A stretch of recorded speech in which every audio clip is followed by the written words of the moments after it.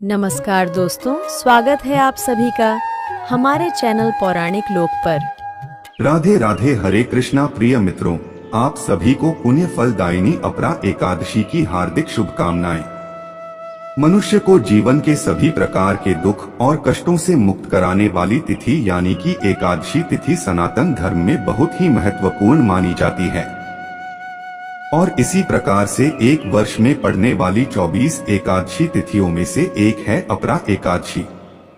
मित्रों, हिंदू पंचांग के अनुसार अपरा एकादशी का व्रत ज्येष्ठ माह के कृष्ण पक्ष की एकादशी तिथि को रखा जाता है। कई स्थानों पर अपरा एकादशी को अचला एकादशी के नाम से भी जाना जाता है। इस एकादशी के व्रत में भगवान विष्णु के त्रिविक्रम स्वरूप की पूजा करते हैं। मान्यता है कि अपरा एकादशी का व्रत करने वाले भक्तों को सुख, सौभाग्य, सफलता, समृद्धि का आशीर्वाद मिलता है। साथ ही मां लक्ष्मी की कृपा से घर में सदा खुशहाली आती है। मित्रों, जितना जरूरी इस दिन भगवान विष्णु की विधि पूर्वक पूजा अर्चना करना माना जाता है, उतना ही जरूर माना जाता है इस व्रत की कथा को सुनना, क्योंकि मित्रों इस दिन बिना एकादशी व्रत की कथा सुने आपका यह व्रत संपूर्ण नहीं माना जाता है। तो चलिए मित्रों, प्रभु श्री लक्ष्मी नारायण जी के चरण कमलों का ध्यान करते हुए सुनते हैं अपरा एकादशी की बहुत ही सुंदर कथा। एक समय की बात है, धर्मराज युधिष्ठिर कहने लगे कि हे कृष्ण, हे माधव, ज्येष्ठ मास की कृष्ण पक्ष की एकादशी का क्या नाम है, इस व्रत की विधि क्या है तथा इसकी कथा क्या है, यह सब आप विस्तार पूर्वक बताइए। श्री कृष्ण कहने लगे कि हे धर्मराज, ज्येष्ठ मास की एकादशी का नाम अपरा एकादशी है। अपरा एकादशी के दिन भक्तों को सुबह ब्रह्म मुहूर्त में उठकर दैनिक क्रिया आदि से निवृत्त होकर स्नान करना चाहिए।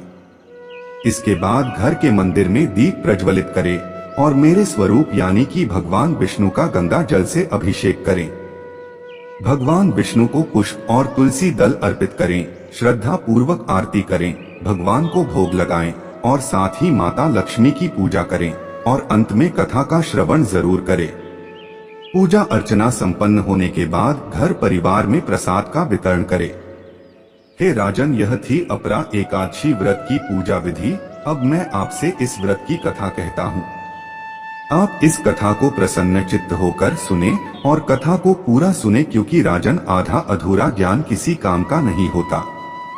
भगवान श्री कृष्ण कहने लगे कि हे धर्मराज, यह एकादशी अचला तथा अपरा दो नामों से जानी जाती है।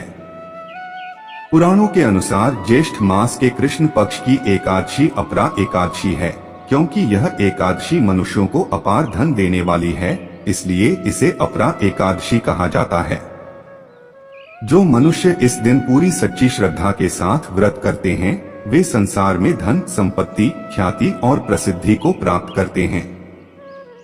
अपरा एकादशी का व्रत करने से जातक को जीवन के सभी पापों से मुक्ति मिल जाती है।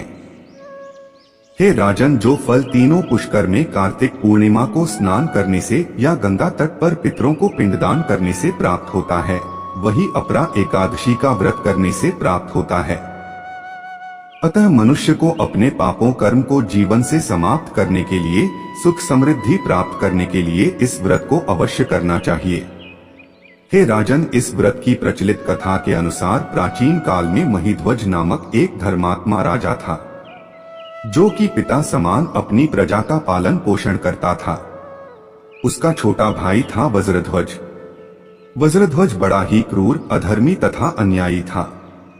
क्योंकि राज्य के सभी लोग उसका बहुत अधिक मान सम्मान किया करते थे, इसलिए वह अपने बड़े भाई से द्वेष रखता था।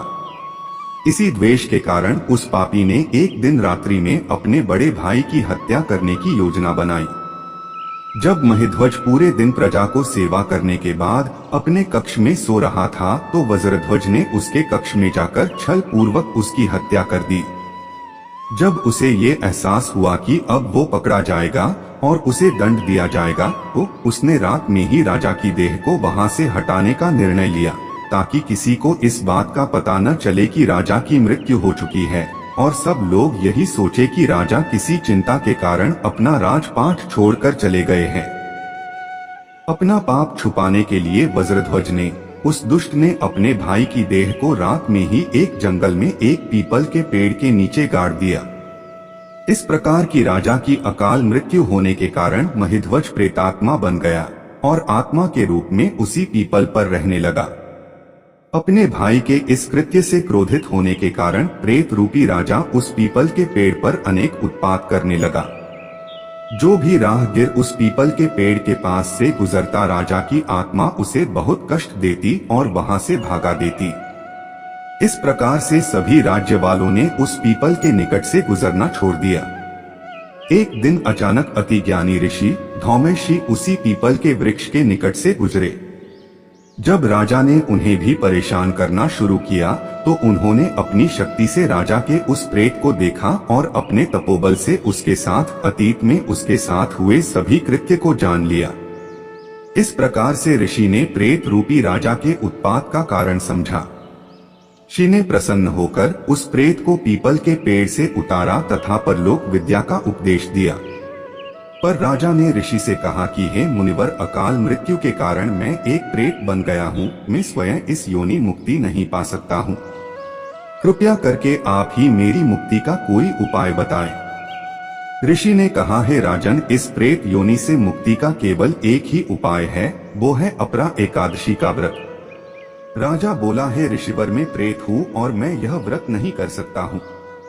दयालु ऋषि ने राजा को प्रेत योनि से मुक्ति के लिए स्वयं ही अपरा एकादशी का व्रत किया और उसे आपत्ति से छुड़ाने के लिए अपरा एकादशी व्रत का पुण्य राजा को अर्पित कर दिया। इस अपरा एकादशी व्रत के पुण्य के प्रभाव से राजा को प्रेत योनि से मुक्ति प्राप्त हो गई और वह राजा ऋषि को धन्यवाद देता हुआ दिव्य देह धारण कर पुष्पक विमान में बैठकर स्वर्ग को चला गया। हे राजन, यह अपरा एकादशी की कथा मैंने लोकहित के लिए कही है। इसे पढ़ने अथवा सुनने से मनुष्य सब पापों से छूट जाता है। यह थी अपरा एकादशी की कथा। तो बोलिए मित्रों, श्रीमन नारायण नारायण हरि हरि, श्रीमन नारायण नारायण हरि हरि।